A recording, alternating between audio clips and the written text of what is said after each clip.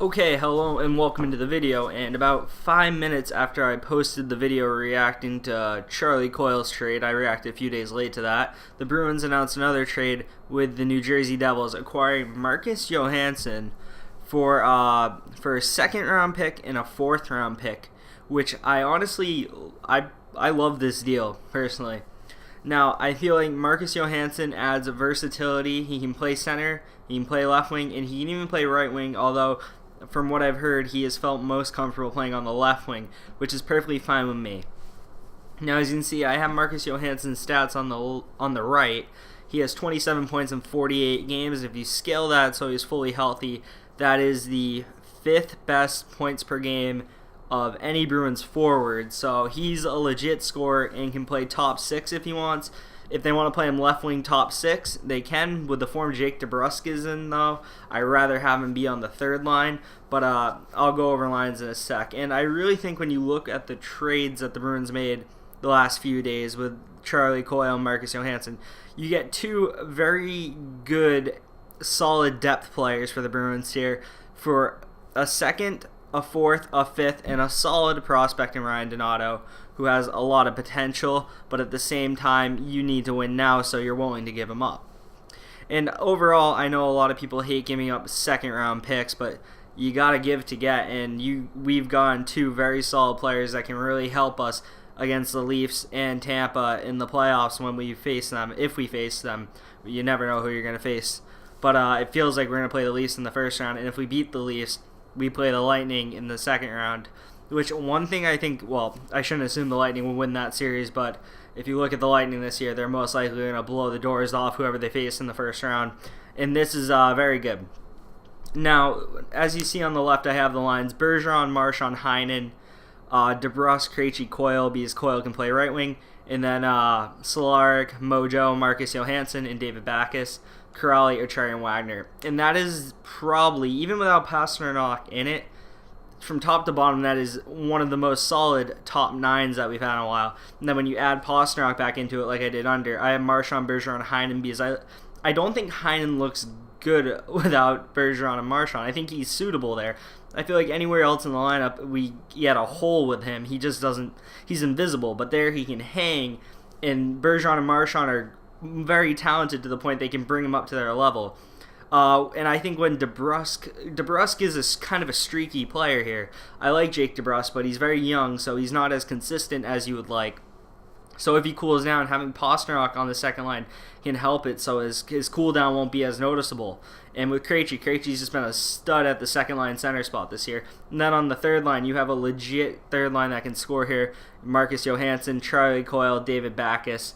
If you want to put Solaric where Backes is or anyone else you want, I honestly don't have my heart set on Backes being in the lineup, but he does bring size and kind of like a grindiness that is appreciated come playoff time, which I think a lot of people who look at analytics don't appreciate the scrappiness and leadership that David Backes brings to the game. But there's nothing wrong with David Backes being on your third line if you have Marcus Johansson and Coyle next to him, because I really think that would be a good group on the third line, along with the speed and skill of the second line. And then you got just the Heinen's not a bad two-way player, so you got a really good two-way first line with Bergeron, Marchand, and Heinen. So I really think that's what I'd want. If you want to swap Pastrnak and Heinen, I think you're going to see a more inconsistent second line, and you really need three lines rolling to win in the playoffs. The other big thing that was kind of noticeable about deadline day to me is I don't think the Leafs made any trades. So really, all the Leafs have added this year, all they've added is John Tavares from last year. Well, I'm comparing the team from this year to last year. John Tavares, you got Jake Muzzin. Those are the only two big names that I can think of off the top of my head. In the Bruins last year in the playoffs, they didn't have Brandon Carlos. You're adding the Bruins' best shutdown defenseman onto the team. You're getting two very good depth players in Coyle and Marcus Johansson. Look at the Bruins down the middle right now. Bergeron, Krejci, and Coyle. That is very good and can match up well against most teams in the East. Coyle, as far as third line centers go, that's probably a top tier third line center in this league, I'd say. So Marcus Johansson, if you have him on your third line, that's a very top tier third line left wing in my opinion, and he'd be playing top 6 on a lot of teams. If DeBrusk, that's another thing. If DeBrusk falls off and it gets real inconsistent, you can demote him, and that can show him, hey, your spot on this second line isn't guaranteed. We got a guy right under you now who can take your spot, and that's big because you never want someone feeling like they're comfortable in their position. You gotta earn your minutes, you gotta earn your ice time, and you gotta earn that spot. And having Marcus Johansson right behind Jake DeBrusk is gonna have to motivate him to earn that spot and keep that spot, because he should have that spot. But if he falls off at all, we can bump him right down, and we have a suitable guy who can play top 6 now under him. Same with Krejci, but Krejci's just too consistent. There's no way he wouldn't let Coyle take his spot. I have 100% faith in Krejci not falling off at all, especially if you give him Pastrnak and DeBrusk. I mean, he's got all the tools in the shed right there. But I just really overall, I like what Don Sweeney did here. Coyle has another year left on his contract. Marcus Johansson is a UFA at the end of the summer. At the end of the season, and I'm actually looking up his cap hit right now because I got home from work and just wanted to make the video, so I didn't have this one thing presented. But I really like to know your thoughts on the Bruins deals and how they stack up in the East, because in my mind, the Bruins are the second best team in the Eastern Conference right now.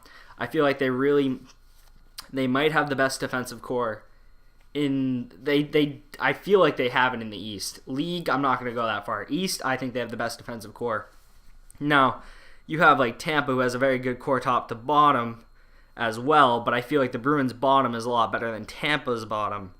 Now, am I biased? Sure, yeah, I'm biased. But I honestly believe that. Now, where's Marcus Johansson's cap hit? Where is his cap hit? Because Coyle's like 3.25, I want to say, which isn't bad for a depth player who's versatile. Marcus Johansson, I can't imagine he's too much.